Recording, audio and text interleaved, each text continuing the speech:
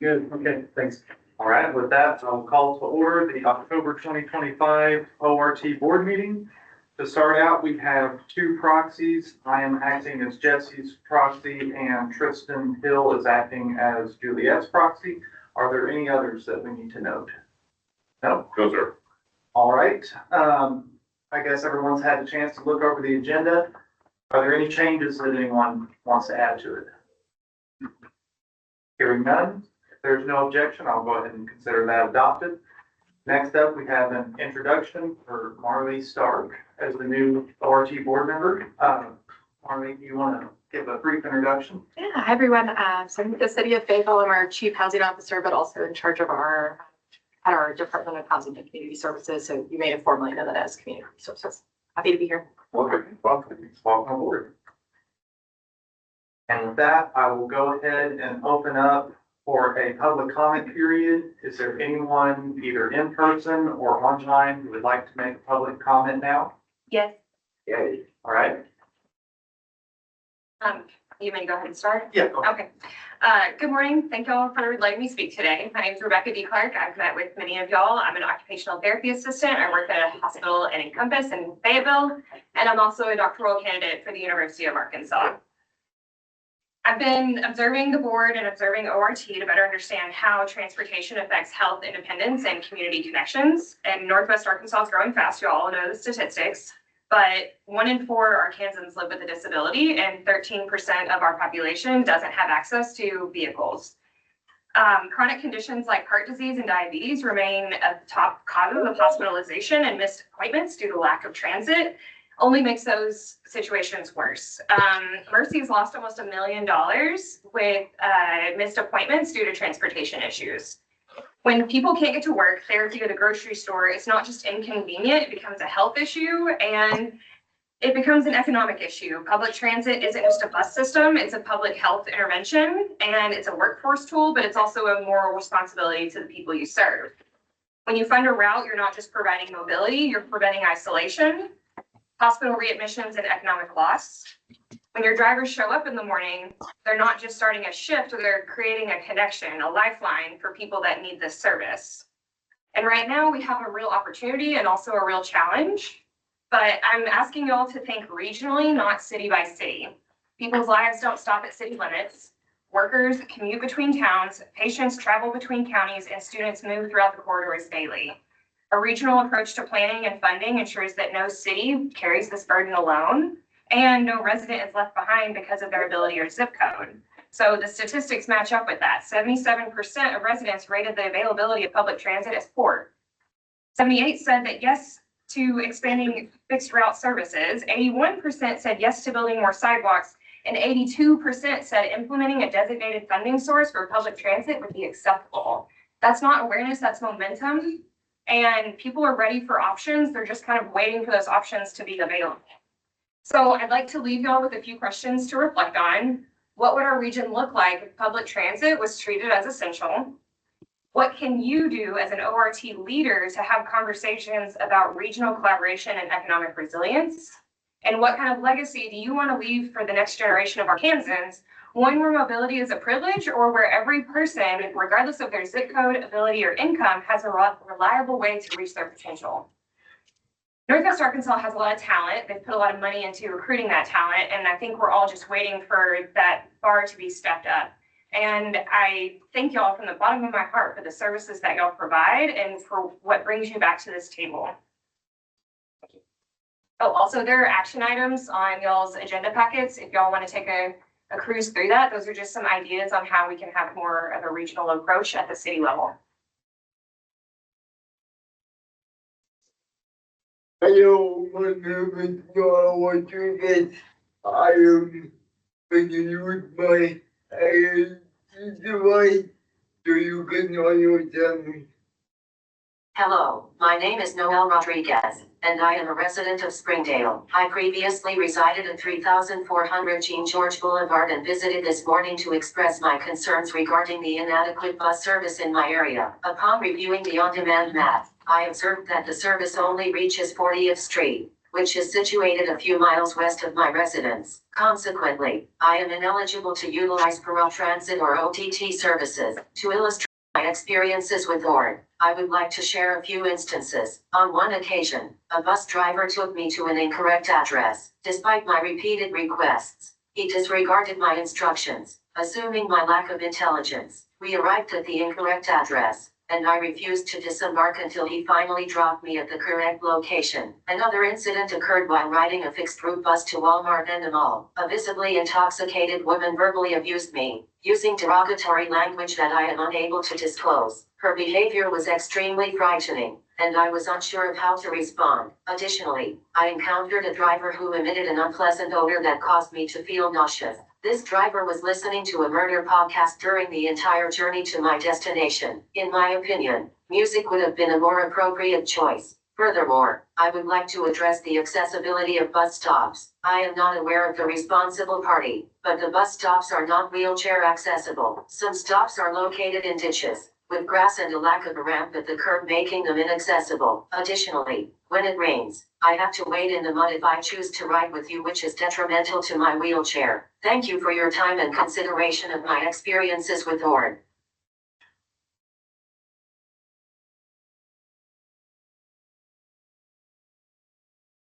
Thank you both for presenting. Where are those at? I was looking for the action items that you referred to. It should be in Oh. papers, yeah, it should be one of those papers that there's, yes. Okay, thank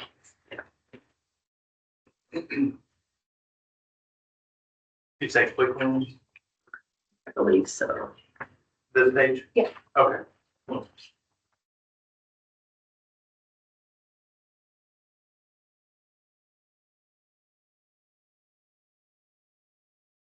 Is there anybody else? Okay, we have a, Is there anybody online?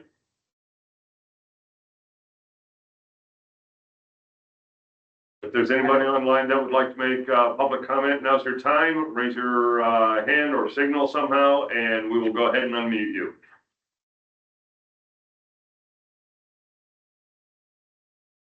Seeing none? okay, Nope. all right. With that, we'll move on to item number 4, the regional planning update. Tim? Yes, thank you all. I've got Jared Gilbranson here with WSP. He's the consultant that's been leading the transit alternative study. He's here to present an update to you. We have invited the Forward 2050 stakeholder group to join online to hear the update. So if you see a lot of people that normally aren't here, that's who that is. We appreciate him being here, are excited to hear his update and the work that's been going on with the study. Yeah, thanks, Tim. Where would y'all like me? Table or up front? Wherever you want to be. All right, I'll hang on here for again, my name is Jared Gilbranson. I'm a transit planner and a project manager with WSP, and we've been working with the Northwest Arkansas Regional Planning Commission for about the last year developing this transit alternative study. Some of you, I recognize some familiar faces, so might have seen this presentation before, but give you an update on where we are in the study and the process, if it'll go forward. You might hit the next slide for me up there. Thank you. So really high level at our scope of our study, we were to assess the existing conditions of transit connectivity in the region. Our study area really was centered around the I-49 US 71B corridor from Bella Vista in the north down to Fayetteville in the south. And we were really charged to look at developing a rapid transit alternative that could connect the region north to south within this study area, and then make long-term and near-term recommendations for transit enhancement. So the three primary modes we were looking at for alternatives were bus rapid transit, light rail, and commuter rail. Right. It's not switching. I'll try and follow you later. Appreciate it. Yeah, you bet. So you can kind of see the alignments that we looked at for conceptual analysis to compare and contrast these. The first two on the left are two halves of a bus rapid transit alignment. The first segment in the south is connecting Fayetteville to Springdale. So it'd be the MLK Boulevard corridor, then getting into the US 71B corridor, heading north with the deviation to the Northwest Arkansas Mall to make transfers. and then terminating near the Walmart, not far from here in Springdale. The red alignment there would be Bentonville to Springdale. So passing through the new Walmart campus, the NWAC campus, downtown Rogers, and then making its way south, connecting to, again, that same Walmart in Springdale. In orange is the light rail alignment, which is largely the same as the BRT alignments, only probably major differences, no deviation into the mall for that one. And then last is the commuter rail alignment in the A&M railroad right-of-way with stops in Fayetteville, Johnson, Springdale, Lowell, Rogers, and then terminating at the community college campus. A future phase would need to be found where an alignment might work because the tracks are no longer there after I-49. So that'd be a longer term phase for that one. Next. So to evaluate these against each other, we came up with a series of selection criteria. Next, please. So at a really high level, there's 5 main categories that we looked at. So first is mobility improvements or impacts, looking at number of stations, number of intersections of transit signal priority, new connectivity between high profile regional attractions. We looked at congestion benefits, numbers of miles that this would be in its own guideway or dedicated bus lane. We looked at environmental benefits and impacts, so really high level at this stage of planning and feasibility study. So looking at locations for underground storage tanks, impacts to adjacent sensitive receptors, schools, hospitals, parks, cemeteries, things like that. And then, also construction impacts, either within the right of way or outside of that area. Looked at land use benefits. So looking around specifically the station locations proposed within a half mile for the light rail and BRT and 1 mile radius for the commuter rail stations. But things like population and employment density, which are key drivers of potential future ridership. Households below the median income and poverty, 0-car households, and other demographic characteristics. Then also looking at the opportunity to develop a track development and transit-oriented development in the future. And then last, the next slide is cost effectiveness. So this is a really important when we're talking feasibility and specifically looking at the total capital cost and then the operating costs. So it's one thing to build a project like this, then you have to operate and maintain it for the life of the project. It could be 20, 50 years, depending on what you're building. So that's critical to think about. And then also, what's the potential to attract discretionary funding from whether a foundation, the Federal Transit Administration, et cetera, to build something? And then what's the attraction, local support for the local side of the funding, whether the match and the ongoing operations and maintenance.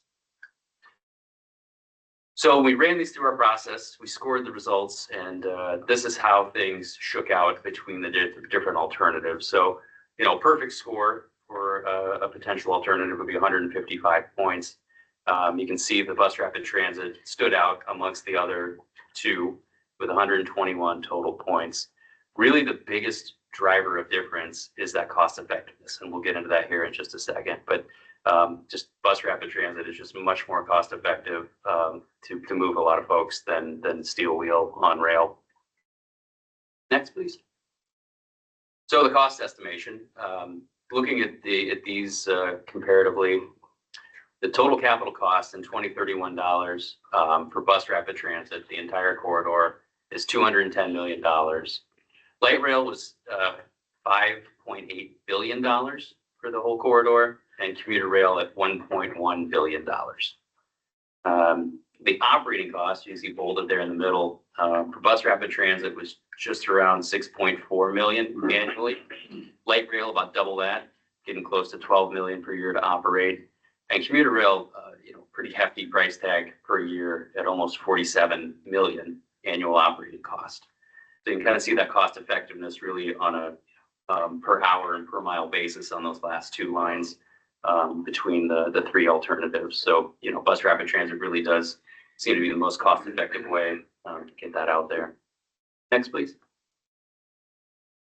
So on the flip side, how do we pay for it locally? So this is preliminary. This is analysis we're working on currently and trying to wrap up, but we're looking at likely sources and some different scenarios that could be utilized here in the region to help fund things from a local side, from a local match perspective and ongoing operations and maintenance.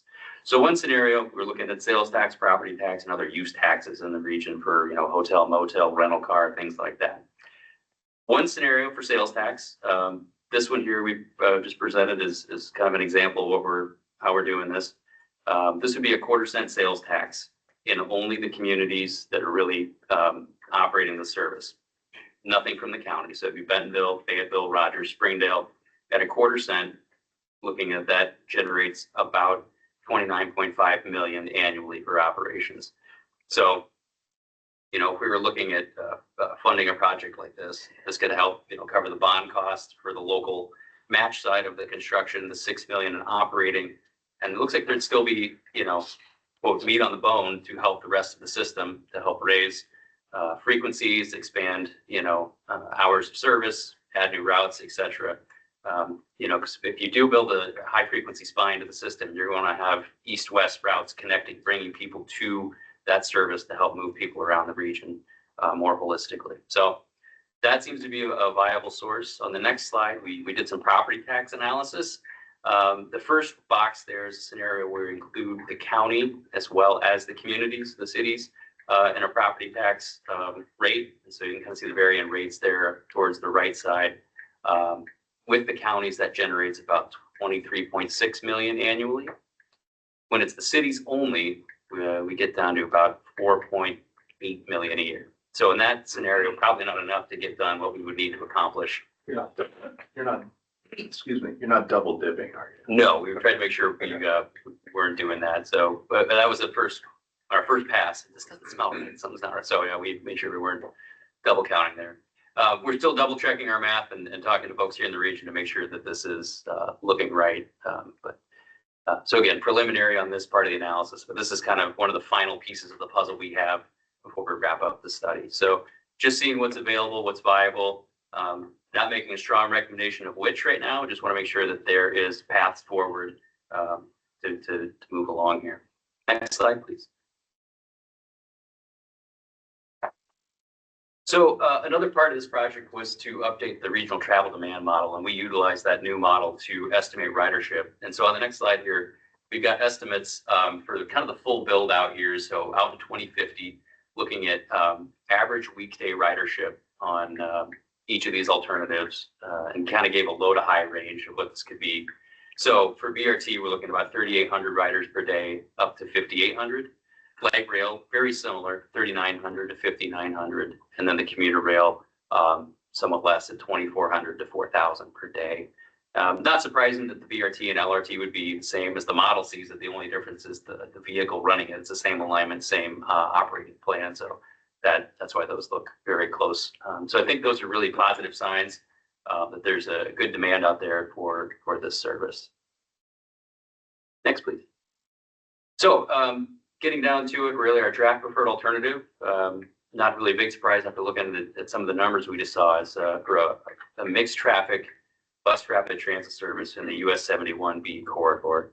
So we'd look for maybe a few locations where there might be limited dedicated bus lanes. If there was a pinch point, that would be helpful to operate the service efficiently, but overall be operating in mixed traffic. It'd be a uniquely branded service on vehicles and on stations, and I've got some examples of that coming up here in a moment.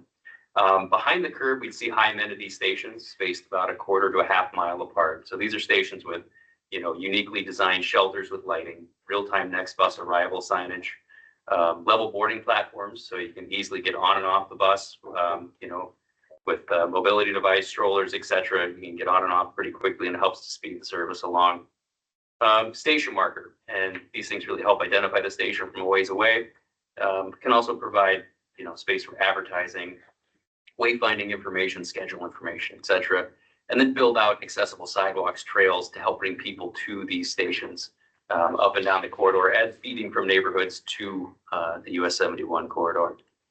We'd also look to include intelligent transportation systems like bus priority at the traffic signals, again, to help maintain schedule and to help speed things along, and then targeted queue jump lanes. So these are essentially bypass lanes for buses at very congested intersections. So the bus can, you know, have its own signal, bypass the congestion, and stay on schedule and keep moving along.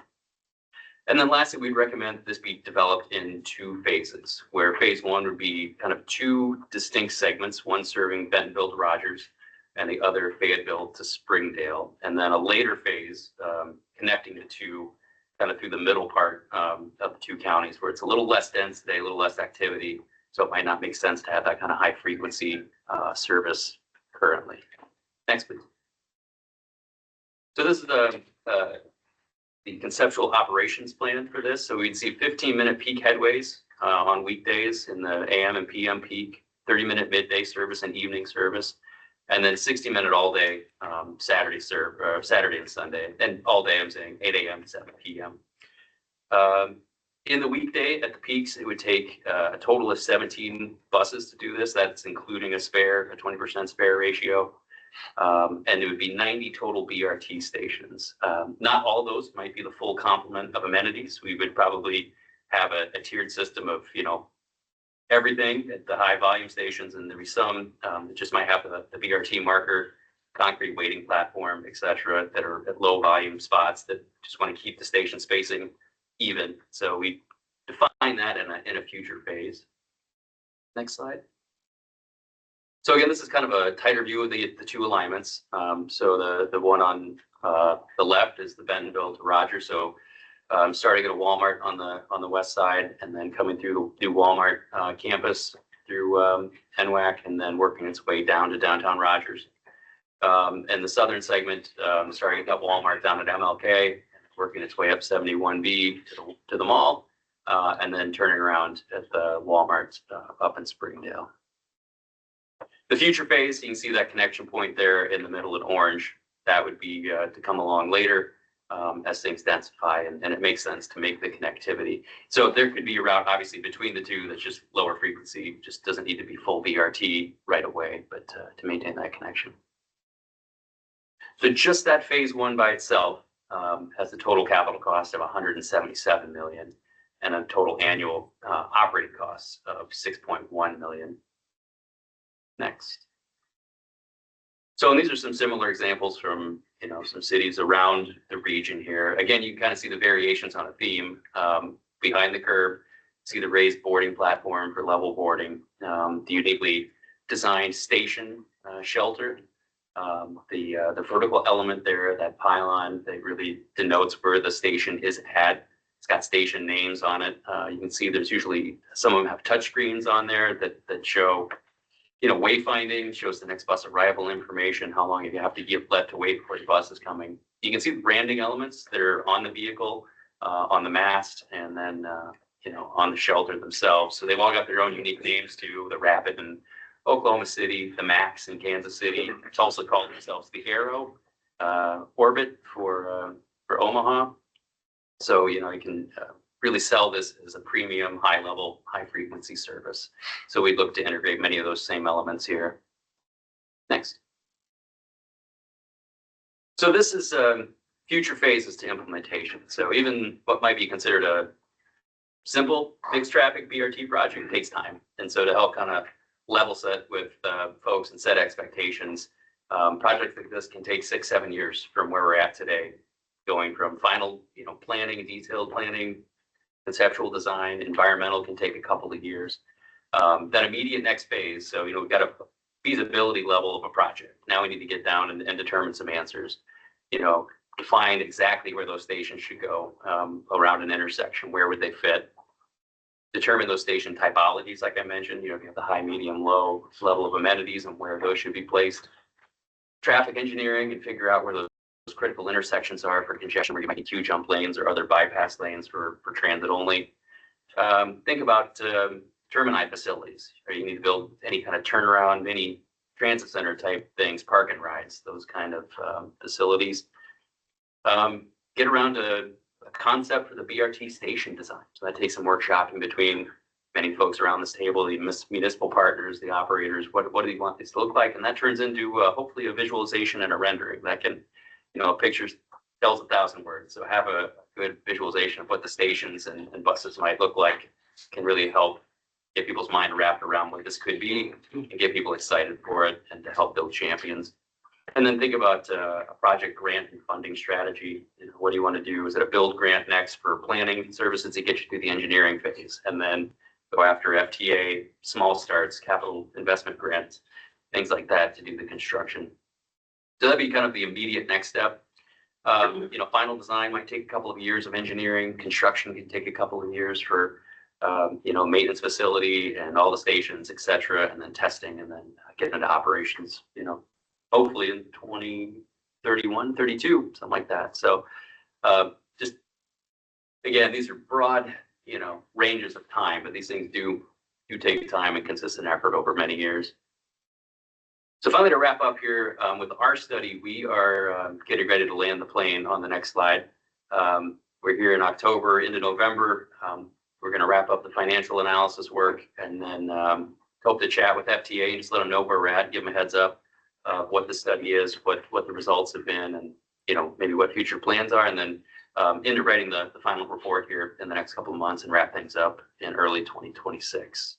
So I don't know, Tim, did I miss anything? Is there anything you'd like to hit on?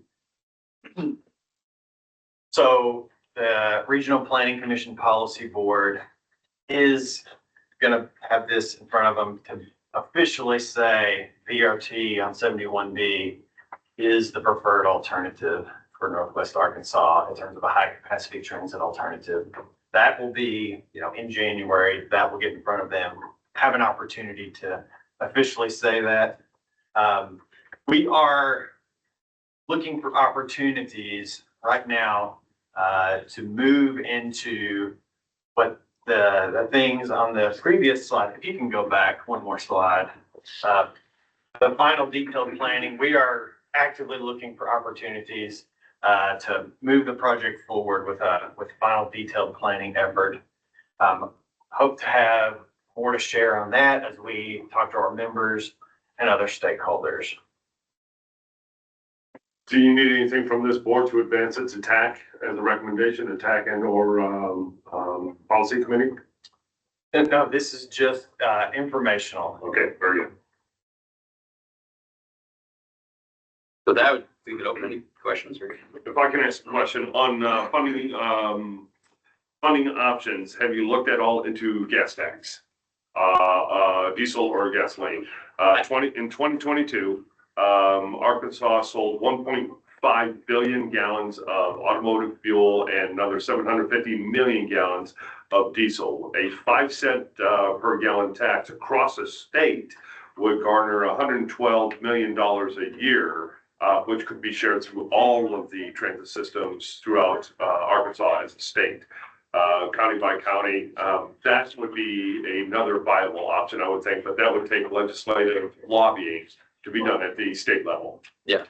So I think we touched briefly on some of these. The ones we wanted to dig into were more likely ones. I think that you all here might have local control to advance something. You said that would take state action, and that could be maybe a heavier lift.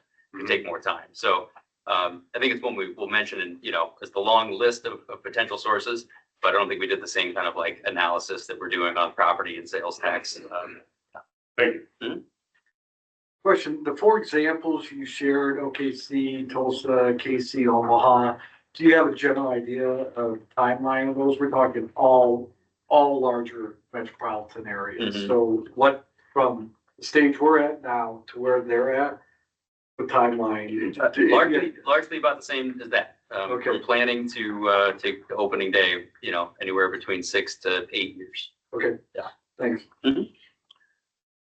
In your timeline, when you reach revenue service fourth quarter 31, at that point, do you have Springdale and Rogers connected? And if not, why the delay? Why not just go for the whole thing up front? Because I would be concerned that if you don't reach the brass ring, it's never going to come. Yeah. Or it would be dramatically delayed. It's something that could go forward in a first phase if everybody wanted to push that way and just go for it all at the same time.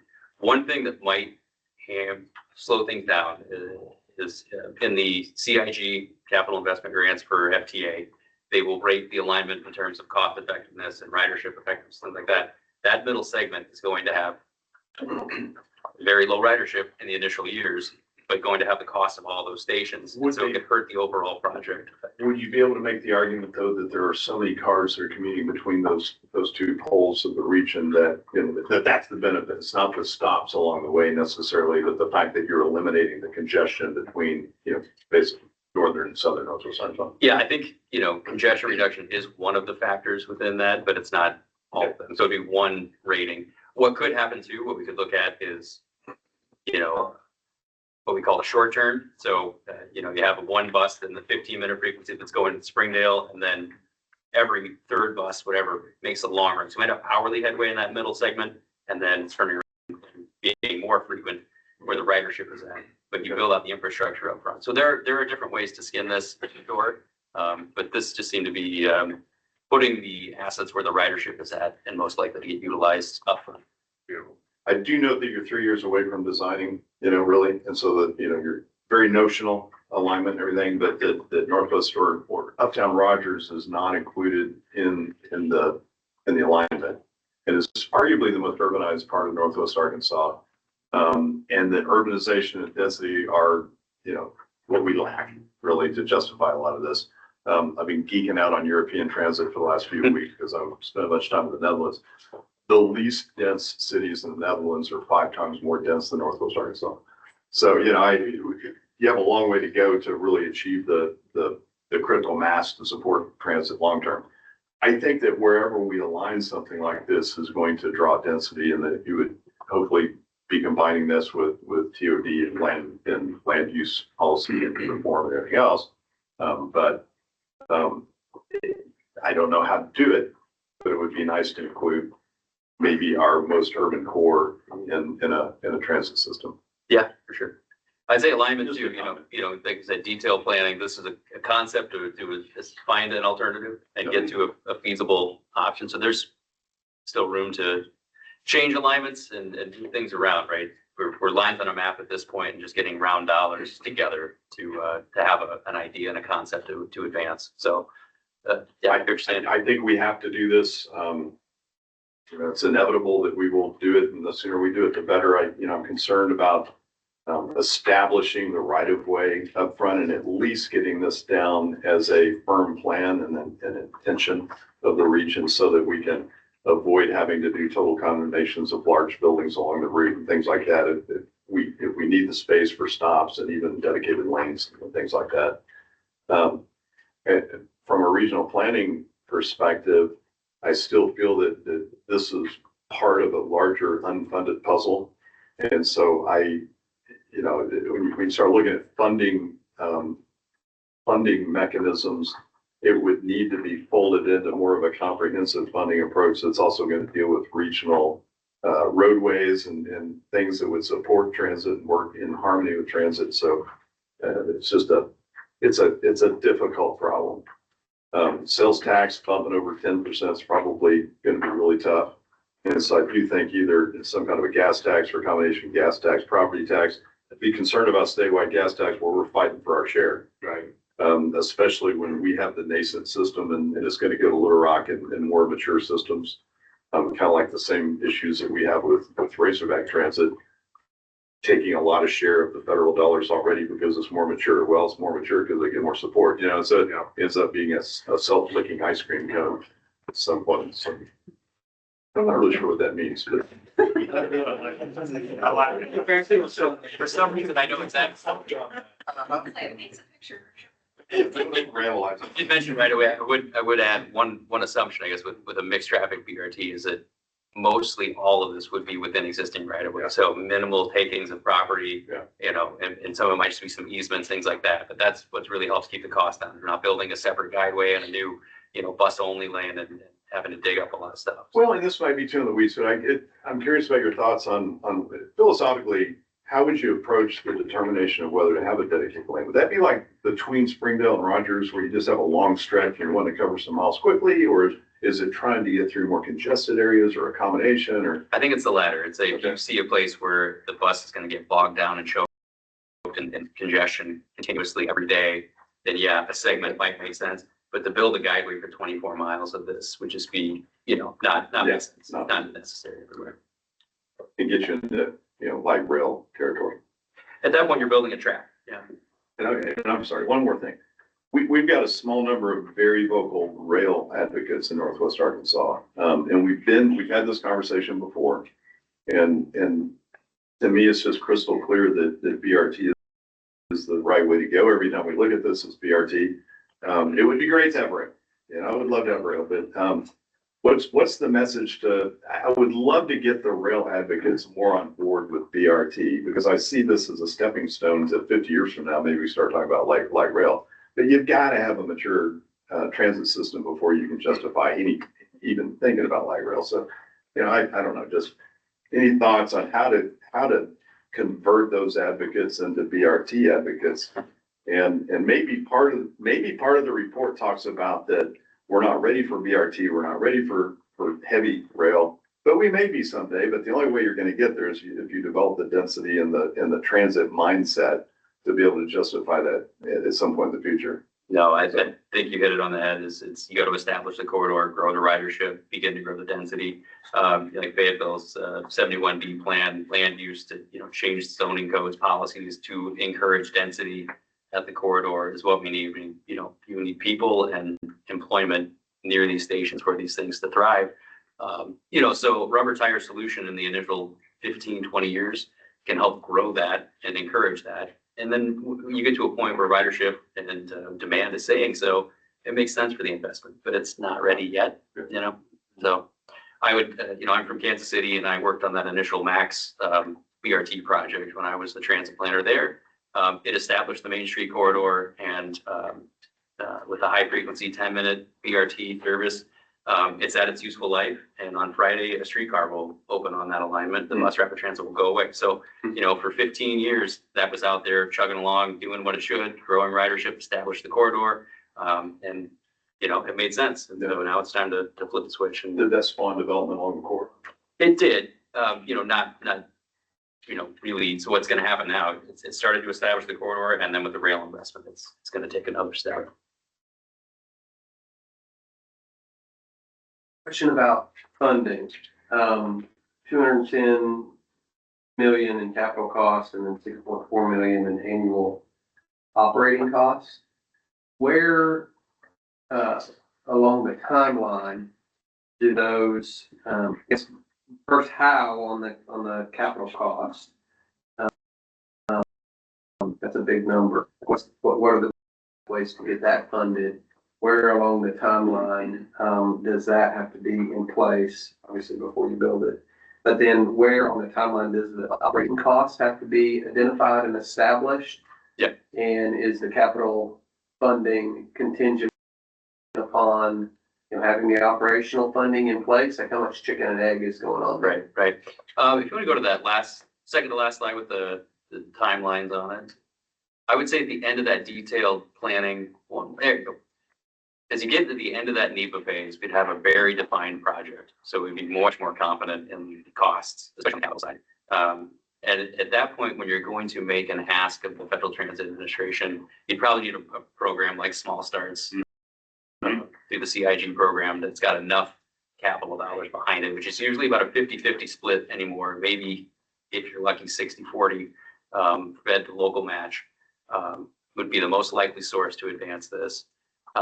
And at that point, you'd want to have all that start to be in place because you're going to get rated. Your project's going to get rated on financial feasibility and suitability as So you well. gotta have your operational dollars. The FTA is going to see you've got the money in place. The vote has happened that money is going to start flowing to meet their match side. That you're going to have those committed in place to operate for the long term, a sustainable, reliable source of funds. So yeah, probably in that middle ground, the 2028, you're getting into final design and engineering. You'll make a request, an application to FTA to enter the Small Starts program. And at that point, you're going to have a lot of that stuff really well defined.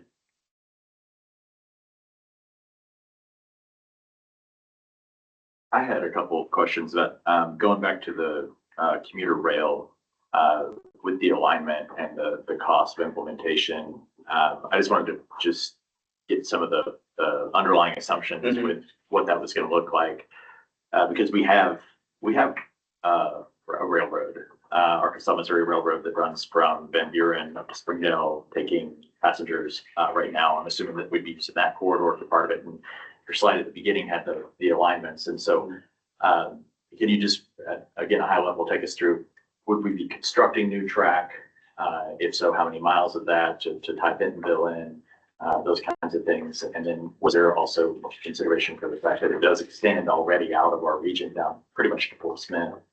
So it was, you know, thinking interregionally, and just maybe take us through. I just want to, you know, if there's again those commuter advocates or commuter rail advocates, we see people riding a train already. Yeah. And we're like, why can't I ride the train to work instead of it just being a recreational kind of ride? Yeah, for sure. So we'll have all these details in the final report, but to answer your question, that's a good one. The reason that's, you know, $1 billion, you know, we had an early discussion with the A&M, and they let us know a few things were interesting. I think right now they consider this a dark corridor in terms of communication, right? So we would need to put in all new wayside communication for the trains for passengers. There is numerous at-grade crossings. Many of them are fully unprotected. There's no, maybe there's not even the little flashing red lights, right? And no gates. So all of that would need to be upgraded for passenger safety. Much of the track is only rated for 25 miles an hour. So it would be a very slow trip up and down the corridor. The bridge condition also, we were assuming you need to rebuild and reconstruct every bridge along the entire alignment. And for much of it, the addition of either, you know, long stretches of siding to such a point you're building and essentially a second track.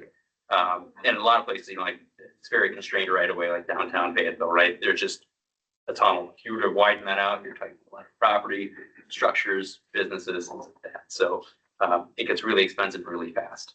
So And that's to retain freight service or two-way passengers of both. the A&M makes their money by moving freight. Yep. You know, they do excursion trains, right? But it's not, you know, regular commuter service to get people, you know, to jobs and things like that. So those are the real big drivers on the capital Okay. side. Other question I had was actually from my public works director. We're working on the 71B corridor plan in Fayetteville. We have some phases of that are under construction right now. We have some that are entering the design phase, and so thinking as for Fayetteville and other communities that we're implementing that 71B corridor plan, what kinds of things do you think we should be thinking about doing to tee it up for bus rapid transit? I would think pedestrian amenities, trail connectivity as much as possible, safe crossings too, and you know, interspersed, so it's not a mile or two in between a signalized crossing, things like that, to help traffic go across this thing and connect people to the stations. We'll have maps in here of the you know, conceptual station locations. We've identified intersections, not like it will be at the northwest corner of such and such. So that you can maybe key in on those intersections as well. I don't know how much you're getting into the traffic signals and the fiber optic connectivity between these things, but you know, you build a fiber backbone up and down 71B as you're touching these things, that can really help set up those cabinets for the future when you do Cell didn't work. signal priority. Cell's not adequate. But Cell that- connection, cell connectivity. It might be, versus fiber. you know, that's, Good, but connected, Yeah. connected. Goodness. Will the board be receiving a copy of the presentation, or do we need to wait for the final report? you've got it there. I can clean it up a bit. I had some slides in the bullpen in case anything came up. I can clean those out that aren't necessary, but Did regional planning have anything else with updates, or it's? I've made my comment. I was just gonna add to Jane's question, because I hear that all the time too. People are riding the excursion trains. Why can't we just put more trains on there and have them go up and down? When you look at that facility and what they're doing compared to a commuter bus rapid transit system with stations, meeting ADA and all the requirements, the two are completely different from being able to operate. But I think that's a very good question, because I hear that every year. It's like, well, you can jump on the train right now, go down to Van Buren. But that is not the same thing that we're talking about, and it takes a whole bunch of money to change it to where it works for commuters up and down the corridor. So just wanted to add that. Thank you. Thank you. WSP for putting that presentation together, and we'll go ahead and move on to the adoption of the 2024 audit report presented by Shivish and Associates. Good morning. My name is David Eaton. I am the auditor for ORT for the financial statements, and also within this, we actually do the uniform guidance also, which altogether means that we do a single audit. As far as our opinion, we have a clean, unmodified opinion on the financial statements, as well as the uniform guidance. I have passed out some binded audit report and everything, and if you want to, I think we have up here, we'll start with the statement of net position. And it is my fault and my condition why we don't have 2 years presented on this. I have had some health problems here in the last 2 months, and for us to be able to make it so that the data collection form, which is part of the uniform guidance, is submitted on time and everything, we had to make it so that we just had 1 year presented. So that is my fault, and I apologize for that. But I won't go through the whole health thing, but anyway. Okay, so as far, I do have, some things written down here that'll kind of tell you what this year compares to as far as last year. The capital reserve account, as you can see, was $1,728,956.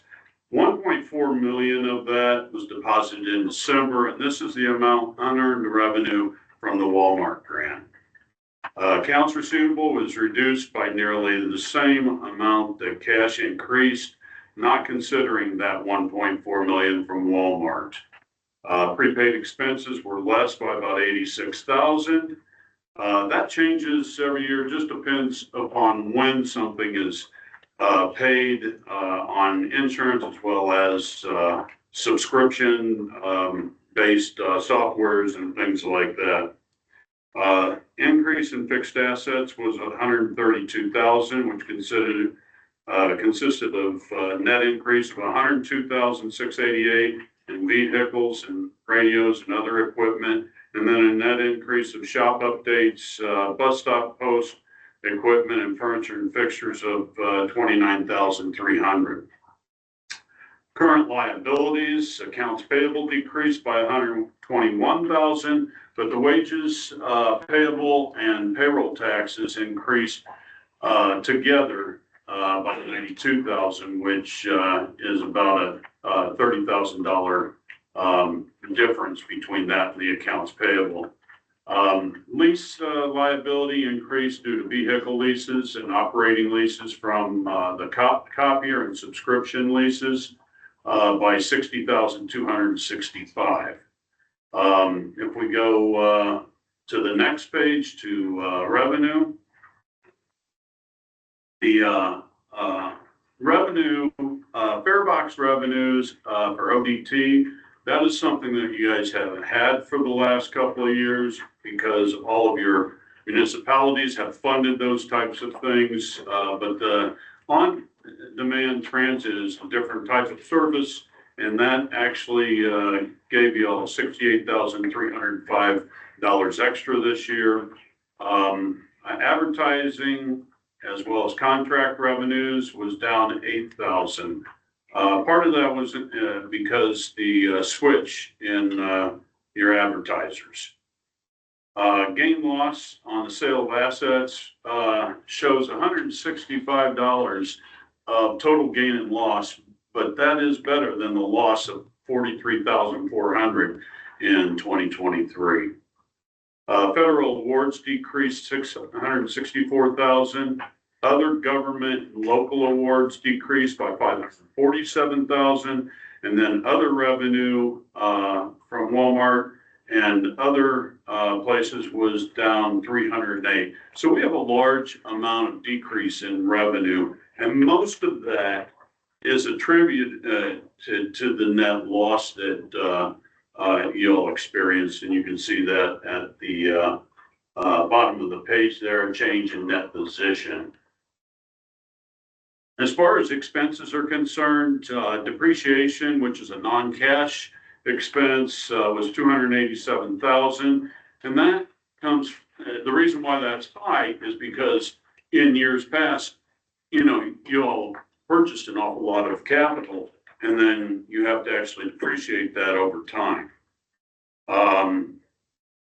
Employee benefits increased by 102,000. Gas only increased 17,000, which is a good thing. Insurance went up 38,000. Part of that's going to be, just a normal increase that you'll see. Professional fees decreased 19,000, and that was more legal and other or whatever. The accounting side of that actually stayed almost flat. Your repairs and maintenance was a decrease of 31,000. Salaries was an increase of 748,000 over the previous year. Outside labor increased 105,000. Shop expense 135,500. Training 17, and travel 19, and then the payroll taxes increased by 58,000. Net loss of $1,202,984. And like I said, most of that is because the revenue just wasn't there. And when you have a decrease of revenue of that size and everything, you'd expect that the expenses are going to decrease some too, but they really don't, because a lot of those are fixed. The net loss is mainly due to the increase in expenses and decrease in federal revenue. Okay, uniform guidance.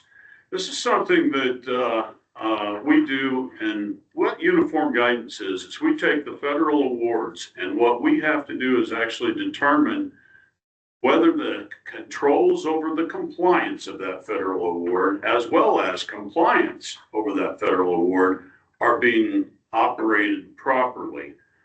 We found no material deviations. And last 2 years, what I did was I actually went through and I tested 100% of the distribution codes and that type of thing. This year, what I did was I actually went into the details, and I looked at every employee from January to June, and looked at the distribution codes and how that all matched up. And that actually matched up with 3 different submissions for the FDA money. And it's pretty good to actually not find any deviations that are material in that type of situation, especially when all the money is coming through, or all the data is actually coming through the accounting system. But when you have payroll, you're dealing with each individual employee, and that's what I went through to make sure that everything is looking good, and there just isn't any material deviations and everything. So I commend ORT for that, because it's real important to actually not have deviations in controls and that type of thing when you're talking about federal awards, because that's where you have to be able to get your money from that nobody else is going to supply. And you guys have just talked an awful lot about where money's coming from and what you're going to have to ask. If ORT were to have problems with their compliance as well as their controls over that compliance, the FDA really looks at that type of stuff and makes sure that, well, hey, are these guys really taking good care of the resources that we're giving them? So, but otherwise, I just don't have anything to say other than the fact that, ORT is really doing a good job as far as uniform guidance is concerned in the federal awards and the compliance. So anyway, any questions? The decrease in revenue, Mhm. maybe this is Joel. Probably Joel and Mindy. Help me understand that. So that's really capital. In the previous years, we had some larger capital grants for items, and that's why our depreciation is so high. And so I'd say really the decrease in revenue is operating revenue, it's capital revenue that we didn't have last year. Uh-huh. And so that's skewing that, like, our operations were more than covered, but we didn't have any large capital purchase, and so we didn't have a lot of large federal grants for capital purchases, and that's where our revenue is really down. Okay. But it's going to skew because our depreciation is high, because in previous years, we did have quite a bit of capital grants and capital revenue, so our depreciation on those assets is still pretty high.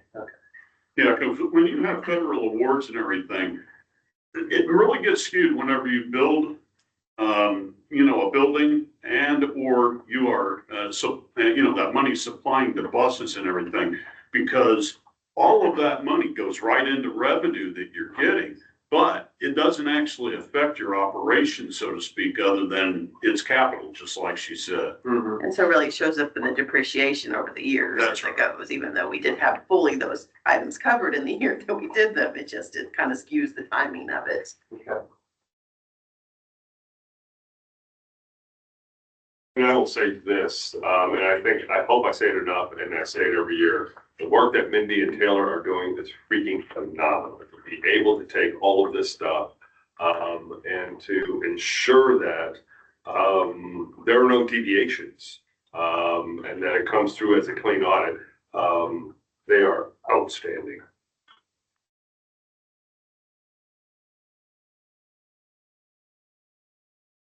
Any other questions for Dave?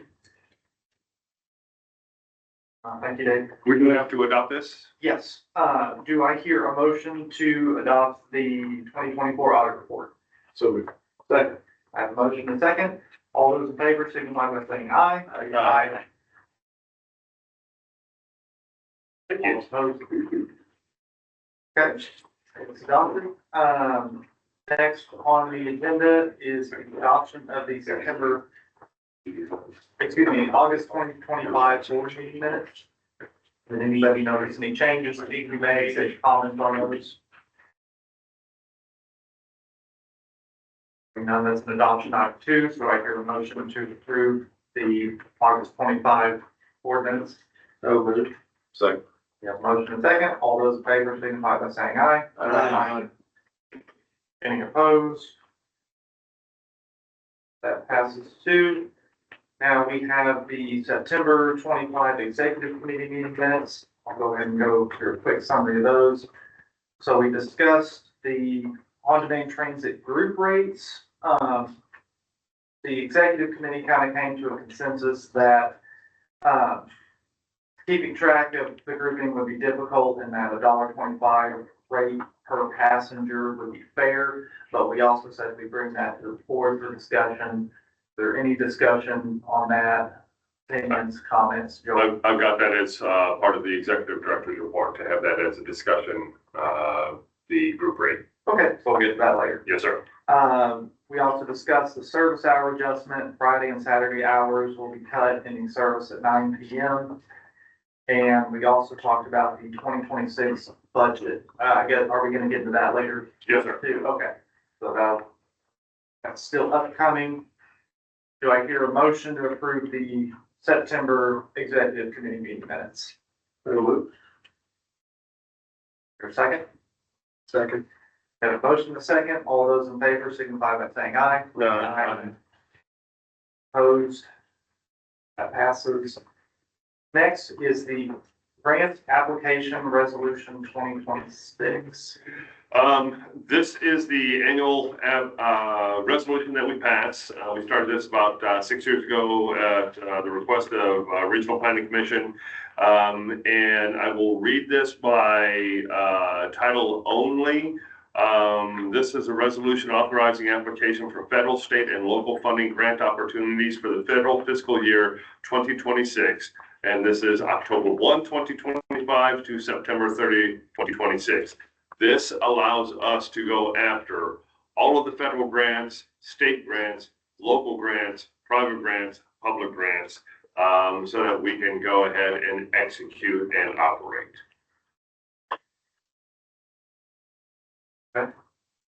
Questions for Joel?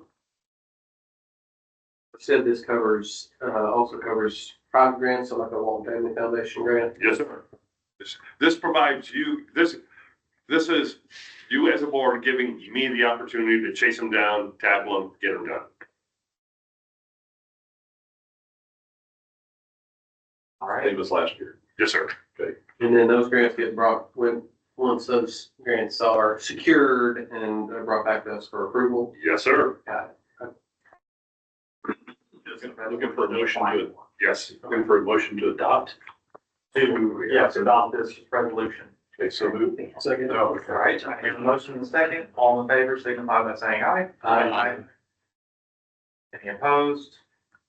Okay, And then when we're done, if you can get a signed copy. yes, sign it. Next up are the financial reports. Cindy? All right, we have our September financials here.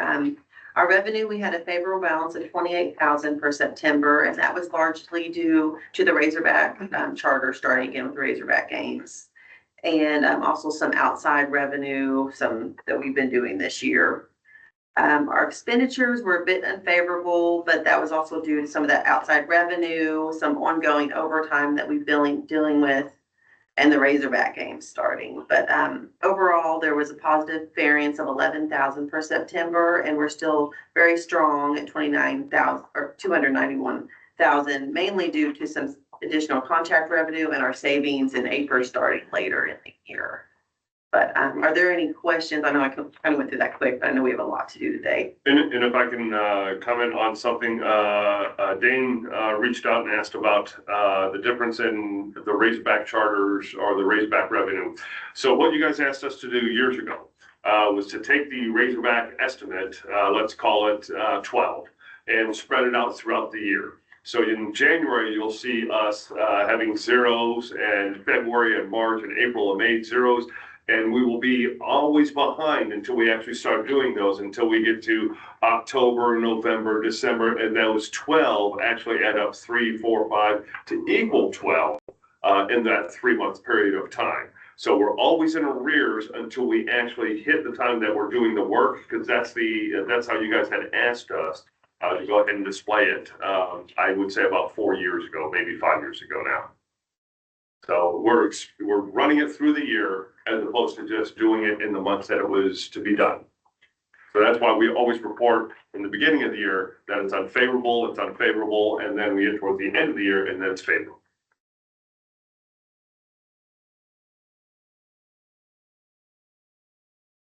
Questions for Mindy? Thank you, Mindy. Next, we'll move on to the ridership status schedule. On the screen, I've got the full screen here. You can see our updated ridership fee last night. We've done 266,279 passenger trips on fixed route and on-demand service through last night. That's a 10.2% increase over last year. You can see the trend of our service, how it continues to increase down here. We're currently doing over 1,300 trips a day right now. In fact, twice this week, we've done over 1,400 passengers. Little drop on Monday, quickly touch on the AWS outage that we had. We lost a couple hundred on-demand trips because our VIA software is housed by the Amazon Web Services that went down, if y'all heard about that. So we were down from about 10:30 to the end of business. So that was a little glitch there we had on Monday this week. But otherwise, our ridership is up over 10% so far through the year. I'll touch on each city real quick. Fayetteville's, we've carried 134,000 passengers on the service, up 4.5%. Excuse me, Springdale, almost 73,000 passengers, also up around 4% over last year. Rogers down a little bit, but it's still in the 15,000 range, basically where it was at last year, and it's starting to increase as well. I've noticed here. Bentonville, 74% with the new additional routes around the Walmart home office and that type of service. So it's got a 74% increase, 37,000 passengers. I usually skip over Express, but I want to touch on it real quick. It's up 18%. So the 490 Express is up through the year. You can see a lot of students ride it as the spring semester and then the slower summer and then the fall semester it picks up again as the students are riding back and forth the 490 corridors. So I'll touch on quick jump over to on-demand, touch on that just a little bit here real quick. We'll go a bit more further, see if it will. Okay, still about a third of the passengers are, we meet the demand for 31% during the weekday, 66% on Saturday, but there's 2 vehicle service in Bentonville on Saturday, but you can see the big service area with 1 vehicle for the week, meet about 31% of the service. Fayetteville, it's 2.5 vehicles with about 74% of demand is being met, done over 20,000 passengers so far this year on the on-demand. Rogers with the 1 vehicle, 56% on the week. It has 2 on Saturday, so it's up a little higher and meets more demand with the service. But 56% met demand on through the weekdays. In Springdale, with the smaller zone and 2 vehicles, it's we're able to do about 81% of the demand that's requested of. So we'll touch a little bit more on this graph right here in a minute. So last thing I want to touch on is just showing you the annual ridership trends over the years from 2004. How we increased, we're doing well. We hit our record ridership in 2016. And then the fire of January 2017 dropped us down a couple of years as we recovered, started to recover. And COVID hit in 2020 and our ridership dropped. But as you can tell, we're on the way down 278,000 through last night. Probably gonna do 60,000 plus, round out the year. So we'll do about 340. We're gonna probably easily break our record this year of ridership. So, going strong and, going well. So that's all I got today. Thank you, Kendall. You bet. Next up, we have the safety report and adoption of PTASP. I have one, okay, quick check in on ridership, again, if you don't mind, Mr. Chair. On-demand numbers for Fayetteville, would you, based on what you're seeing there for rides being able to be fulfilled, 79 and 74%, is there additional capacity there to move more people, or are we bumping up against capacity based on? We're at that 3.5, 4 passengers per hour, all of them, all 2.5. Mm-hmm. 1 and 2, and then you have 3, all of them are pretty much there. Okay, so there's no more different capacity there. Yeah. There's a way for us to go ahead and open up capacity, which I wanted is, I've talked with VIA to do a soft launch on this for the entire area. If you go ahead and go to the map and blow the map up. The whole system. Yeah, just this one. Just this one. Yeah. We'll Yeah, so let's get up and down the 71 corridor. So the up and down the 71 corridor, unfortunately, I can't pick one of those green dots and find out where that green dot went to. So I have to assume that people are using it up and down the corridor to get up and down the corridor. What the app will have in it, we're going to start with a soft suggestion of, hey, where your app's going to be picked up and where your app's going to go, there's a fixed route coming in 10, 15 minutes. We want you to use that. Then it's going to get to a point after we get people used to that question and answer period of time of, oh, if it's under 15 minutes that a fixed route is going to be here, your request is going to be denied because a fixed route is going to be here. Now that opens that up for the next ride. It's going to go in steps from a suggestion to we really, really want you to do it to when we put some parameters in, say, hey, if your fixed route is coming within 15 minutes, you're not going to be able to book this ride. So that is what we're really looking for. And that's the anti-cannibalization, because right now, ODT, especially along the 71 business corridor and in all of the areas, ODT is cannibalizing fixed routes ridership because ODT is just so much easier, I think, for people. If you're within 100 yards of the fixed route and it's going to be there in under 15 minutes, it's going to eventually deny you that capability of booking it. Does the software also have the ability to, instead of allowing point-to-point ridership, if origin or destination is a long fixed route, it takes you from, pickup location, say you stayed somewhere to the nearest fixed route to stop on College Avenue and you grab fixed route to get to your final destination? Is that? Pick the Cliffs Apartments. Somebody in there wants to go up to Northwest Arkansas Mall, if that's their origin and destination. Yes, it does have that capability of saying, I'm taking you to the Route 10. And I'm gonna meet you at the Route 10 at wherever the Route 10 is most convenient to pick you up. So yes, it does. That already exists? No, that will exist in that anti-cannibalization portion. That's something we need to look at. Yeah, and there's a user fee involved in that anti-cannibalization, and we're right now talking about the parameters and steps and what that user fee is gonna be. But it needs, in my opinion, ODT has shown us where fixed routes should be. For sure. And we need to follow that and put fixed routes where ODT is showing it should be. And from a cost effectiveness perspective, I mean, you tell me we're moving 3 or 4 people an hour on ODT. And if they we're moving how many people per hour on fixed route? What is that for? Hourly trips? Probably, yeah, 15 to 20 easily. Yeah. Okay, so 5 to 8 times Yeah. the number of people. So in terms of dollars spent on transit. It's wiser. And I just wanted to chime in here. I know we talked about the pricing question and that we were gonna address that later during the executive director update. But if we're talking about passengers per hour and we're charging per passenger versus per trip, we're disincentivizing people to go with their group, to carpool essentially. And so one way to incentivize people to increase the number of passengers we're moving per hour with ODT is to incentivize people to travel in larger groups so that we're picking up groups of 3, 4, 5 people at a time. The limiting factor on ODT is never seats on the bus. Never, never, never. It's logistics. It's not capacity.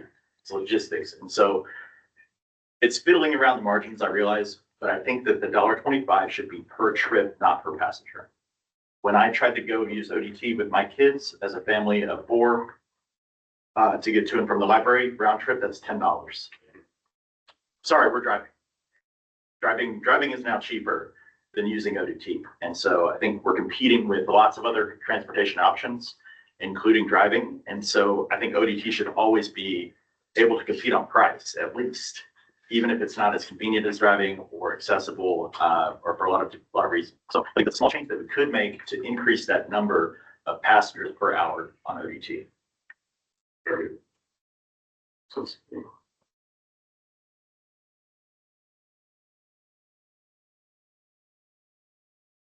Additional questions on ridership report?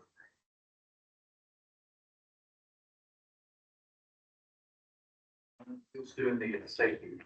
Bronco. Good morning.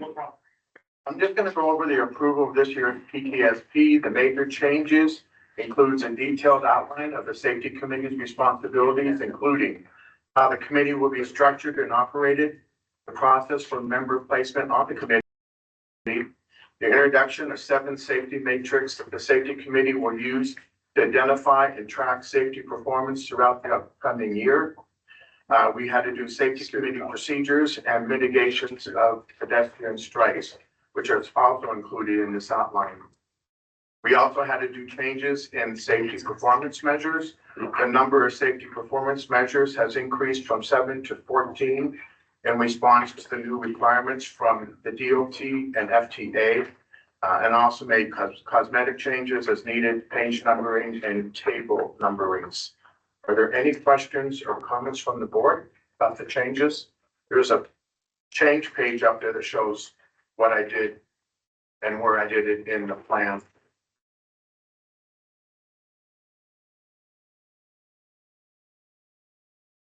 And the changes were directed by 49 CFR Part 673 for safety plans. And it totally changed everything as far as, since we are a large urbanized provider, it changed everything that we had to do in our safety committees.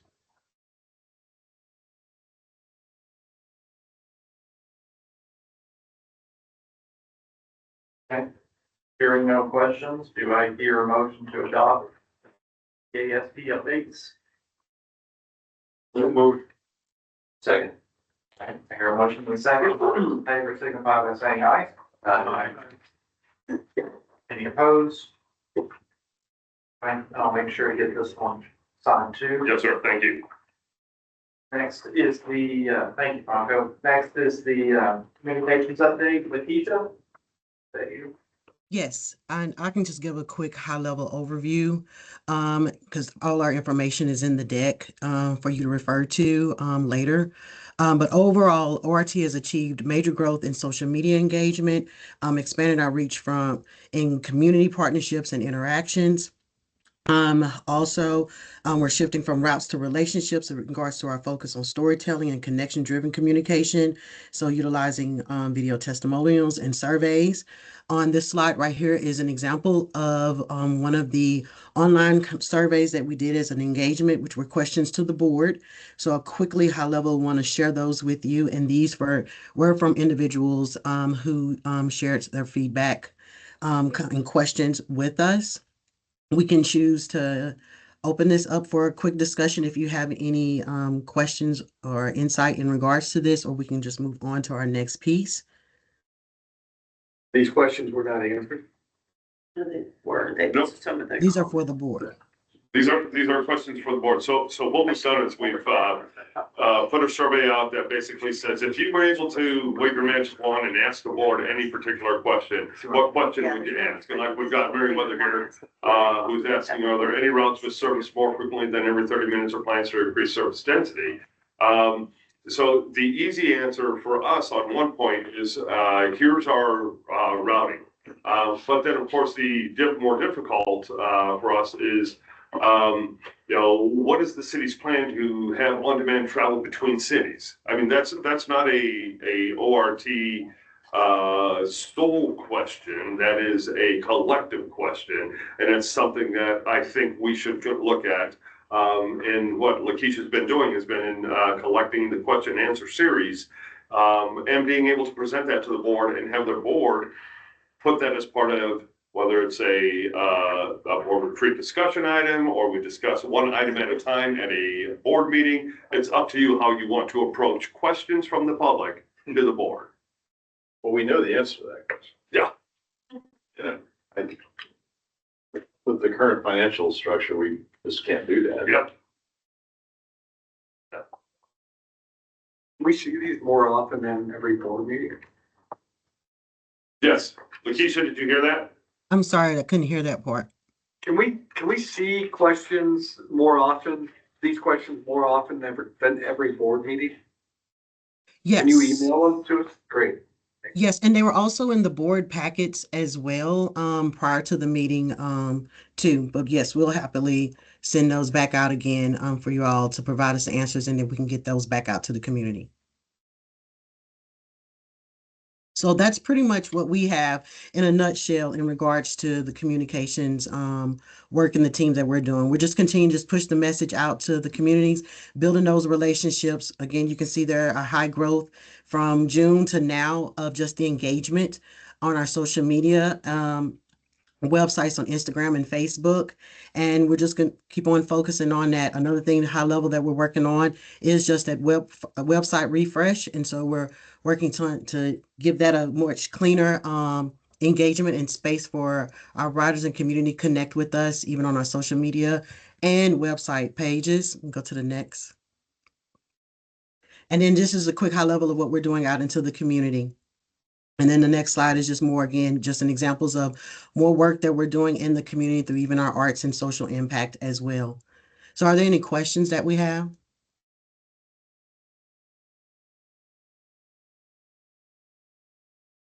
Hear any? Keep up the great work. Thank you. Yeah, thank you, Lakeisha. Thank you. All for the communications. So, A question, if I'm allowed to ask.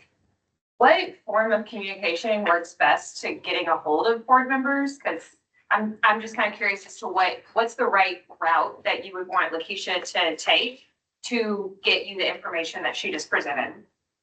I believe our contact information is on the website. Is that Yes, sir. correct? Okay, so through email? Yes, that, at least for me, it is. Whatever's listed on the ORT website is the best way to reach me. Other board members can. Everyone's designed. We received, Yeah. we received emails from Lakeisha or calendar invites to the ride events and things. Okay. I do. Lakeisha, are you continuing to do the ride, events? Yes. Yeah, we're Um, still doing the ride-alongs and I still send those out to the community and to the board who wants to participate. I haven't put the dates out into 2026 as of yet, but that'll be part of my plan, and so you'll see those coming. Awesome. I really enjoyed the last ride along. Thank you. Thank you. Thank you for joining me.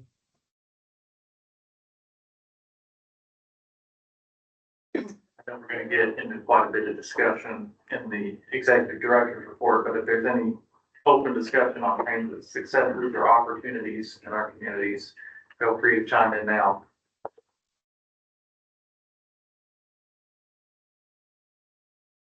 Guess we're saving it for the last item. Yes, so then I will make a request before we get into executive director's report. I know we've had some additional people join us on line, and would the board object to reopening a public comment period, again, 3 minutes, for the public to comment for any of those people that's joined online after we closed the previous public comment period? So if there's anybody online that wishes to provide public comment, this will be now your opportunity. Please raise your hand or your online hand. You will have 3 minutes that you can say anything, and during that 3 minutes, the board will not go ahead and take any action, but this is your opportunity to speak. If I see anybody? There you go, there's one.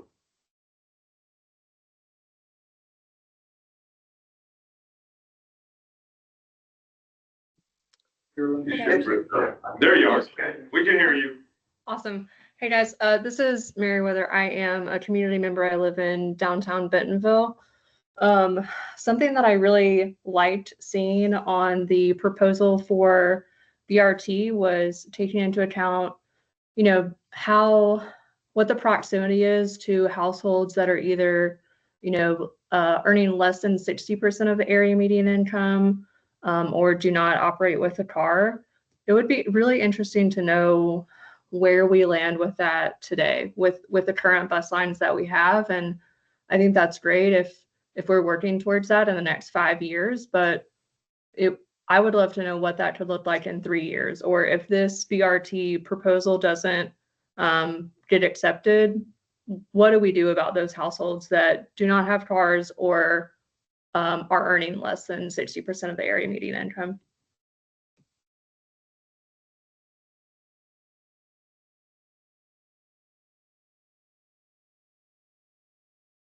Thank you very much. All right, anybody else? At this time, we'll go ahead and close the public comment. Was there anything in like the comment section? Do that. I don't see anything. Okay. Nothing. I see. All right, I'll go ahead and close the reopening.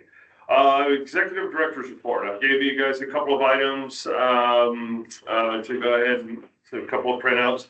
First one, let's talk about the government shutdown, the elephant that's not in the room. I can say this, we are positioned well to go ahead and make it through the end of the year if that's how long the government decides that it's going to go ahead and shut down. Even though we have limited or no access to any of our federal funds at this point in time. We're working with our local banking institutions to make sure that we are positioned well to continue to go ahead and operate, make payroll, pay our debts, that type of thing.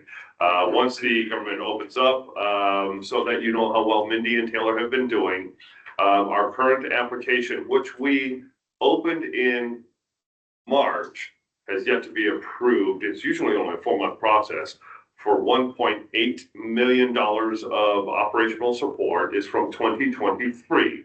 We haven't touched 2024's money or 2025's money. 2024 has 2.2 million in it for us. 2025 has 2.3 million in it for us. Typically, the March opening would have a June or July, hey, you're accessing the funds. Don't know what's happened on the FTA side this year, but they're way behind the 8 ball on anything. So what Mindy and I have already talked about doing is that as soon as they open back up, we're going to go and start opening the 2024 line of funding. And that way we just don't get caught shorthanded with another government shutdown. But we are in a good position to make it through, even if they decide to go through the end of the year. I just wanted you guys to be aware of that. ADA paratransit software. One of the things that you're going to hear us talk about over the next couple months is updating our ADA paratransit scheduling software. We received a Dear John letter from Paraplan. Paraplan has been a great ADA paratransit software provider for 20 plus years. They got bought out by a company that got bought out by a company that went ahead and said, we don't want to support this anymore. So come March 30th, they're no longer going to support that software. We're going to be looking for new ADA paratransit software. So when we get that together, we're soft interviewing a couple of different companies right now to determine what we should be looking at as far as the budget is concerned. And then as we get closer, hopefully we can get the transition done sometime mid-February, but prior to that, we'll bring it to you guys for approval. ORT shelters. ORT has 24 shelters that we're ready to assemble and install on a first come, first served basis for the different cities. I know we've talked to Springdale and we've talked to Bentonville right now. They're both looking at 3 or 4 apiece. They're ready to go. I asked for 7 to 10 days notice after the concrete is dried so that we can go ahead and get them scheduled. We get them assembled, we get them on a trailer, we get them down the road, we get them put in. We want to do the actual screwing into the ground, drill holing, piloting into the ground to mount these things so we know that they're done correctly. And it's easier for us to assemble it here, trailer it down, and wheel it off the trailer into place. We've got it figured out how to do it. All we need is the concrete space. Sir. Would you prefer, if a city has multiple locations that they want those shelters at, you want to do all of them at the same time? So you want that the concrete pads done? Is it more efficient for ORT to go to Bentonville and do all 3, all 4 at once? It's usually a half-day endeavor. From the time that we get the, hey, green light, go, we need you to do it this Saturday. We'll put it together on Friday, mount it, get the team together Saturday morning, and it's a half-day endeavor to get it drilled, set, and insured. So the fact that one Saturday we're going to Bentonville, the next Saturday we're going to Fayetteville, it doesn't matter. It's still the same drive. So good question. 2026 budget request. Each city has been notified of their respective budgets. In front of you, the budget sheet that I've given you is one of the things that I've been asked for, which is a 5-year plan, and the purpose behind growth in each one of those. So I've been asked to be invited to an application process for the foundation.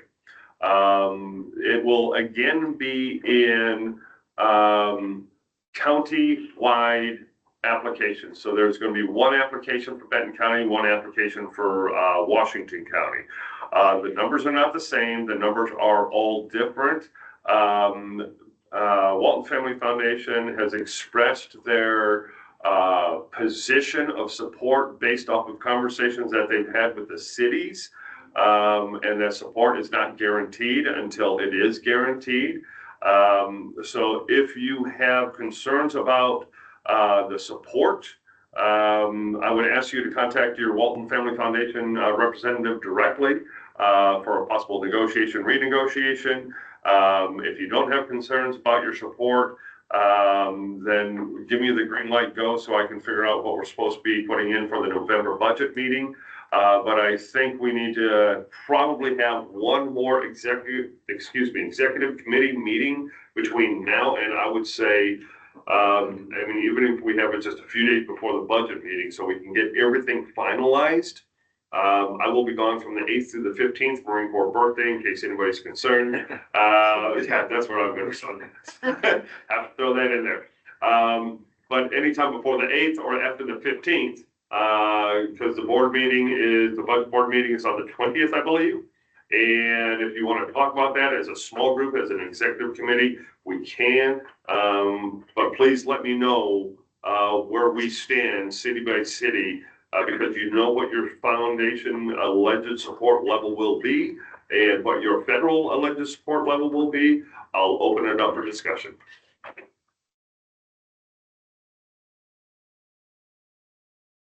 So I have a question on the shelters. That's great. I'm really happy that you guys have the shelters in. I was just wondering about if you could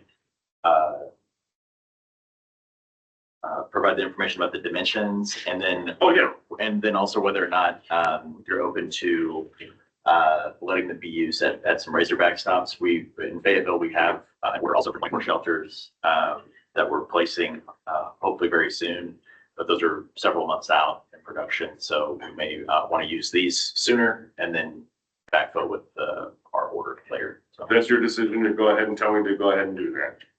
Does that make sense?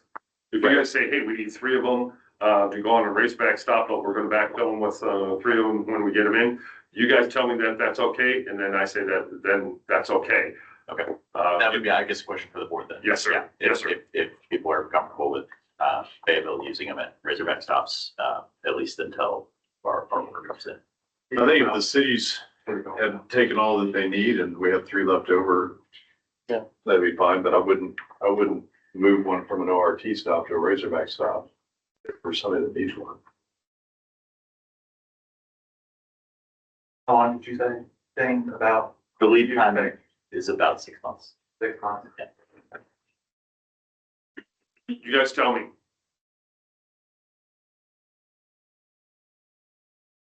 How many were you looking for? We could, we have 4. No. we have at least probably 6 or so stops that are shelter ready. So they'll be sitting there without a shelter for at least the next 6 months. Right. But if these are available now, so sooner. But yeah, I would not want to take shelters away from other cities that need them. Right. And to use them at a non-ORT stop in the meantime. So They are a bunch of Legos back there right now. Well, 4 of them are built, but the rest of the other 20 are in Lego format. If they're set up out there, I can tell what size they are. Yep. And if we have to go into some type of written agreement that we're putting them at this address, and this address, and when you get your 4 other ones in or your 6 other ones in, they come straight back to our inventory. I don't see that that's an issue if the board does not see that that's an issue. Because I don't know, we've got the 4 in Bentonville, we got the 3 in Springdale. The other 4 in Bentonville, I think they said they were gonna do sometime in 2026. That's correct. Yeah, so that's you as a board telling me, yes, that is okay. Or no, it's not. At least 2. You don't see that hurting the pipeline for the cities. Pardon? You don't see that hurting the pipeline for any of the cities if we do that. Not if we're talking 4 to 6 months, I can't put 24 of them in 4 to 6 months. Okay. I make a motion that we allow that to happen. Got a motion and a second?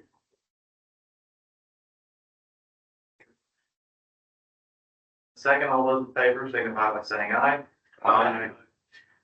Any opposed? None. Okay. Very good, very good. We'll give us addresses and everything else, and we'll get them rolling as soon as we can. And again, I don't want to, on the shelter standpoint, I don't want to commit anything until there's concrete in the ground. So, because stuff changes. Give me geocodes on those and we'll get them installed. 2026 budget requests. Any thoughts on the 2026 budget requests from your individual cities, or do you feel that we need to get together as an executive committee to hammer some things out, hammer this out? Tell me how you want me to proceed. Okay. Yeah, I think that's probably gonna be necessary, and I just wanted to make a comment on it. We don't have our number yet from Fayetteville in terms of what we're gonna be able to do, but beating a dead horse, but the budget is tight this year and, I'm not optimistic that we're gonna see a significant increase, given the tight budget. And, you know, the Walton Family Foundation support is certainly appreciated, especially at an increased amount. But one of the items I just wanted to raise as a potential future discussion item is in last year, the Walton Family Foundation funding was allocated equally among the cities. And so in response to that, we agreed as a board to equally distribute the federal funding among the cities. So each city got the same amount of Walton Family Foundation funding and the same amount of federal funding. Well, it doesn't look like that's going to be the case next year in terms of the Walton Family Foundation funding. And for those who are less familiar with how the federal funding formula is calculated, it's based on population, population density, and ridership. Those are the three main factors that go into calculating that total amount. And if you were paying attention previously, Ken's shown his ridership report. Half of ORT's total ridership is coming from the city of Fayetteville.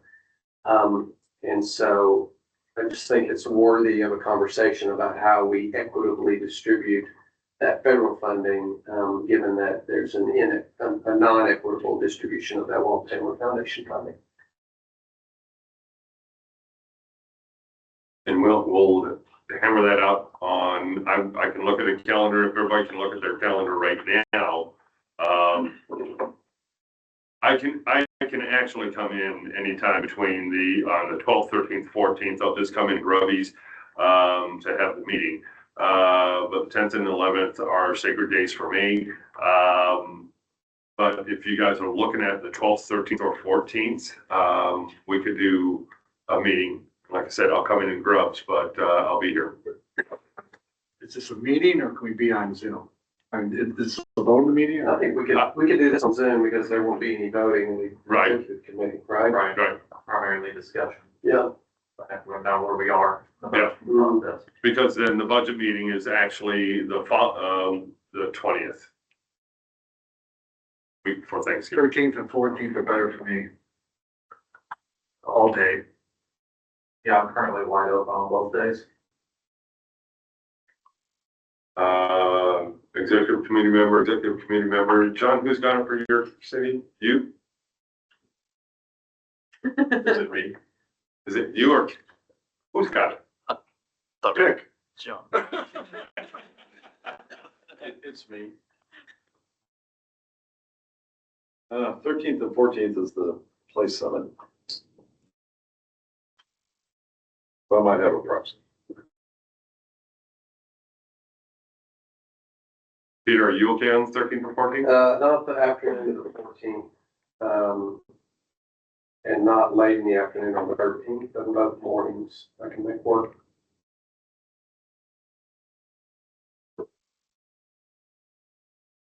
Mr. McCurdy, would you host your proxy? 13th, 14th are completely blocked off for me. So Okay. I can step into this meeting there. Yeah, that'll work. Okay, so I'm attending him on the 13th. Good.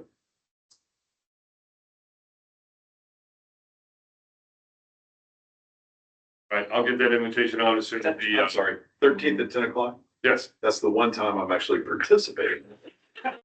Okay, let's get It's any the better. 1 hour over 3 days. Letting me talk? Actually speaking at that. Okay, how about high noon on Talking about 13th? the inequities of transit funding. Good work. How about high noon? That worked. All right, 13th? on the 13th. Yes, sir. Yes, sir. All right, we will have an executive committee meeting on the 13th at 12 o'clock to go ahead and discuss distribution. Outside of that, as soon as you can get confirmed 99.9% confirmed dollar values, I always expect everything to have an adjustment. Please let me know what it is so we can put together a good budget package for you to review on the 20th. Bill can meet what you sent me. Got it. We still want to meet with you to talk about. Oh, yes, sir. Yes, sir. And then ODT fair ridership discussion. Let's we're going to revisit that. Kendall has been able to go ahead and show what we have for group riderships. We got 43,000 single rides, we got 5,300 double rides, we got 1,000 triple rides, and hardly any quad, Cinco, and I don't know what the rest of them are, except Tumbling. So, question is, where do you guys want to take it? What do you want to do? You guys got a preview of the points that I was making, and I think this is great. Thank you for having this up here. Yeah, I'd just like to see it a flat rate, the $1.25. I think that people are responding to incentives and not doing the group rides, because if you take 6 or 7 people, it just probably makes more sense to drive. This to me helps illustrate the uptake or the lack thereof on group rides, because it starts getting more and more expensive to do that, and want to move passengers per hour more. And the fares are not really so much of a revenue generator as they are a necessary evil to get people from just taking overusing it, so forth. So that $1.25 still stands, but it incentivizes you to bring your friend, bring extra people, to spend money at the store, to get people out of the house more, and make that more of an enjoyable experience to not ride by yourself, to go with your family member or your friend. So it's a small change, but one that I think makes a lot of sense. So I'd just like to, we can open it up discussion, but I'd like to just take a vote on it if we could today. And then if it's not preferred, then we can move on to other topics, but that's what I want to do. From an operations standpoint, we're agnostic to it. It's a matter of, in talking with the guys from VIA, flipping a switch, allowing Ryan plus 2, Ryan plus 10, Ryan plus however many seats we have. That's really all it is a flip of the switch on our side.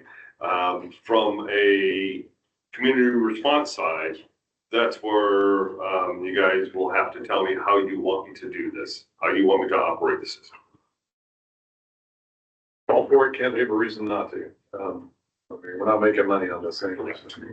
Correct. And in realism, I will say as realism as we can possibly get, the $1.25 was put in there, yes, as a barrier to people abusing the system. Because people were abusing the system where they were getting on and they were traveling 4 blocks and getting off, and getting on and traveling another 5 blocks and getting off. Yeah. That's not what ODT is for. ODT is to get you from point A to point B, and not so that you don't have to walk 2 blocks or go across the street. That's what people were scheduling rides for, in 2 blocks, 3 blocks, 4 blocks, that kind of thing.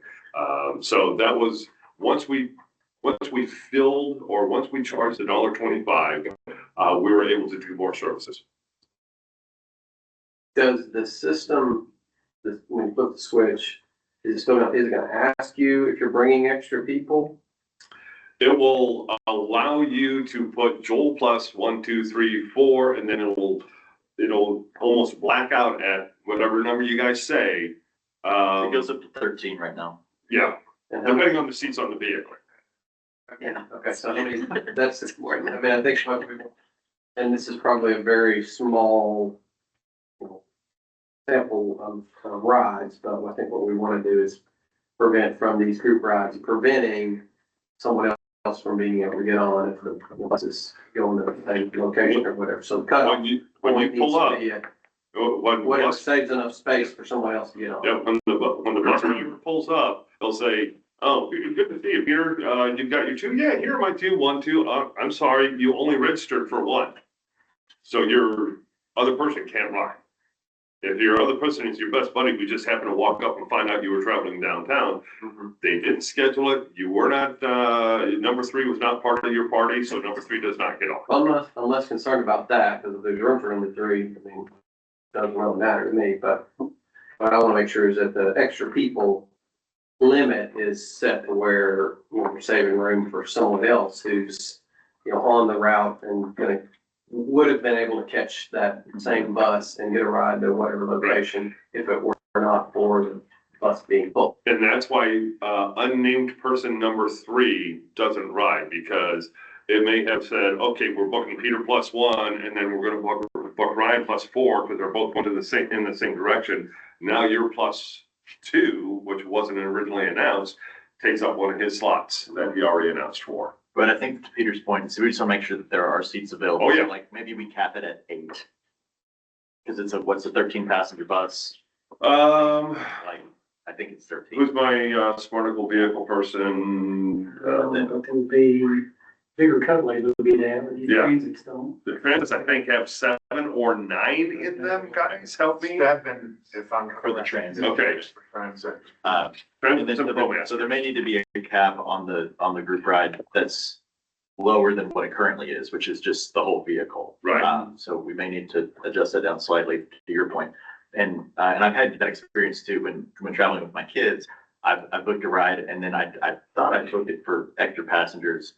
But then when the driver gets there, he goes, oh, you have more passengers than you booked, so just real quick, can you just cancel it and then rebook it with me? And we're able to work around it, but that issue would still come up the same as it does now. It wouldn't change the issue. But yeah, I think maybe lowering it down so that there's at least A couple spare seats always. a couple spare seats, that we don't just book the entire party bus. Because if we, like in Fayetteville, we've got 3 vehicles, and I'll close it with this. You book, let's say they're all 7. You book, one trip that is, 5 people, and then John goes ahead and books a trip that's got 5 people in it. It's not gonna try to cram 2 into yours and 3 into the other one. It's gonna say, okay, yours is booked, the other vehicle is 15 minutes away instead of 12 minutes away, and it's gonna give him a totally different vehicle. And I'll close with that, and what do you guys want me to do? Yeah, I'd like to make a motion to set the ODT fares to $1.25 per ride, regardless of group size, but also limit the number of passengers that you can book at one time to at least 2 fewer than the capacity of the vehicle. Could we amend that? I would trust the staff to work on this a little bit and set it and to manage it and then report back to us. Is that acceptable to everyone? But to communicate the intent that we want to meet the intent of what these guys are talking about. Okay. Does that make sense? So it would be capped, and you guys can tweak that and figure out what works well. I would start with 5. Okay. Yeah. So can you amend your? Yeah, so I'll make a motion to change the ODT fare structure to allow up to 5 group rides for $1.25. Up to 5 for $1.25. Sounds good. It's like, All right, we have a motion and a second. All those in favor signify by saying aye. Aye. We'll execute that. Give me 2 weeks to get it executed. Or January 1st. We'll shoot for the beginning of November. We continue to look at group rides on the revenue. Oh, yes. That's gotta go. That was the last thing on my list, other than November 20th and December 18th is the next series of meetings. If you guys have anything else, I think we're losing the crowd. Online was a comment, really big. Today, there was a lot of things on the agenda. We tried to get them this brief. Okay. Everybody's during the meeting. Thank you.